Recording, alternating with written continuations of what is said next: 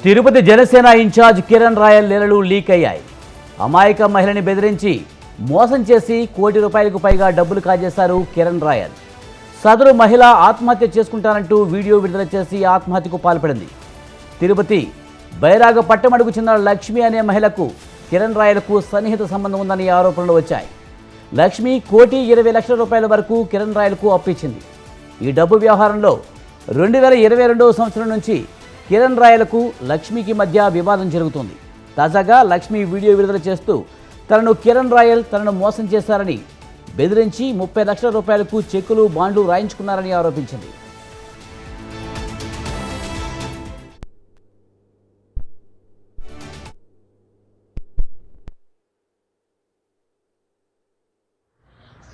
నా పేరు లక్ష్మి. లైఫ్లో ఒకరు నమ్మి చాలా మోసపోయాను. ₹1,20,00,000 ఇచ్చాను అతనికి అప్పులు చేసి. అతను నా పిల్లల్ని చంపుతానని బెదిరించి ఎన్నో చేసి కేవలం ₹30 లక్షలకు నా దగ్గర బాండ్లు చెక్కులు రాయించాడు. నా దగ్గర వీడియో రికార్డ్ తీసుకున్నాడు. ఇలా బెదిరించి అన్ని ప్రూఫ్స్ ఉన్నాయి నా దగ్గర. ఇంకా నేను బతకలేను. అప్పులు ఎక్కువైపోయాయి. పిల్లలకి సమాధానం చెప్పలేకపోతున్నాను. అతను ఎవరు? కిరణ్ రాయల్, తిరుపతి జనసేన ఇన్ఛార్జ్. నేను చనిపోయాకైనా ఆ డబ్బులు నా పిల్లలకి చెందుతాయని ఆశిస్తున్నాను. కేవలం కిరణ్ వల్లే నేను ఈరోజు చనిపోతున్నాను. నా పేరు లక్ష్మి. లైఫ్లో ఒకరు నమ్మి చాలా మోసపోయాను.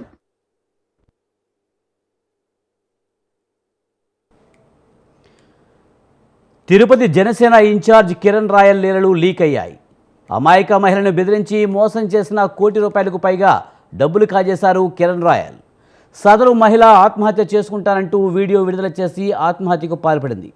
తిరుపతి బైరాగ పట్టమడుగుకు చెందిన లక్ష్మి అనే మహిళకు కిరణ్ రాయల్కు సన్నిహిత సంబంధం ఉందని ఆరోపణలు ఉన్నాయి. లక్ష్మి ₹1,20,00,000 వరకు కిరణ్ రాయల్కు అప్పించింది. ఈ డబ్బు వ్యవహారంలో 2022వ సంవత్సరం నుంచి కిరణ్ రాయల్కు లక్ష్మికి మధ్య వివాదం జరుగుతోంది.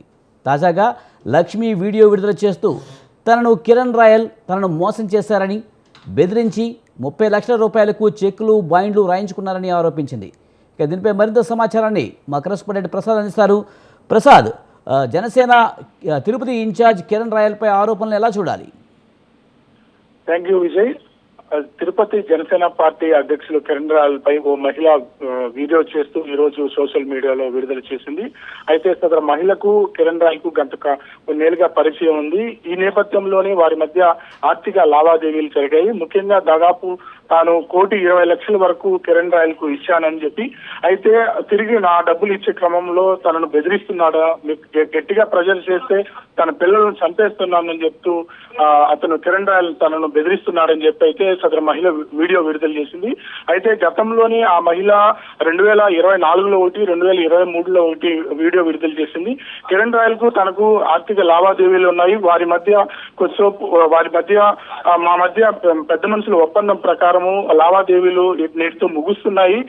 నాకు ఆయనకి ఎలాంటి సంబంధం లేదని అయితే గతంలో సదరు మహిళ వీడియో రిలీజ్ చేసింది. అయితే తాజాగా ఈ రోజు సాయంత్రము మరో వీడియో విడుదల చేసింది. కిరణ్ రాయల్ నన్ను బెదిరిస్తున్నాడు, చంపేస్తున్నాడు అని చెప్పి అయితే వీడియోలో ఉంది.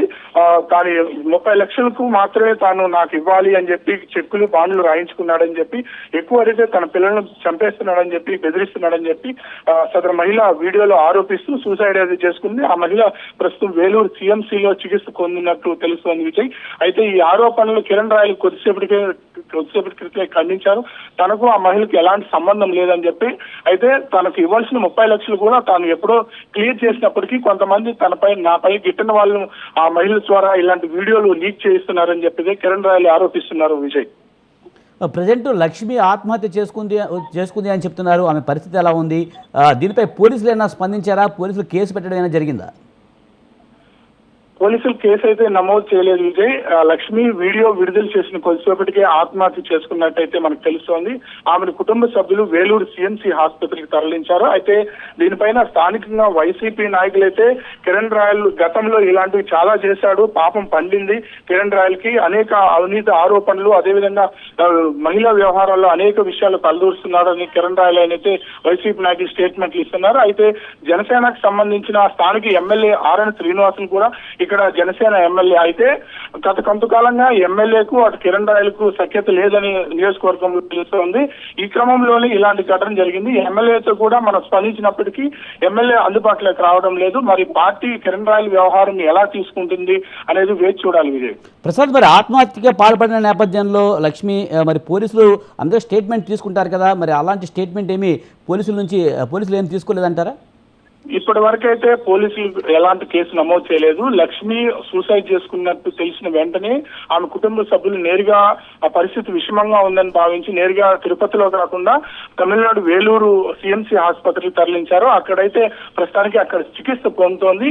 రేపు ఉదయానికి పూర్తి వివరాలు మనకు తెలిసే అవకాశం ఉంది విజయ్. మరి ఈమె కుటుంబ సభ్యులు ఏమంటున్నారు దీని మీద? 30 లక్షలు ఆల్రెడీ తిరిగి చెల్లించేశారని కిరణ్ రాయల్ చెప్తున్న నేపథ్యంలో దానికి సంబంధించిన ఆధారాలు ఏమైనా వాళ్ళ దగ్గర ఉన్నాయా? వాటిని ఏమైనా బయటపెట్టే అవకాశం కనిపిస్తుందా?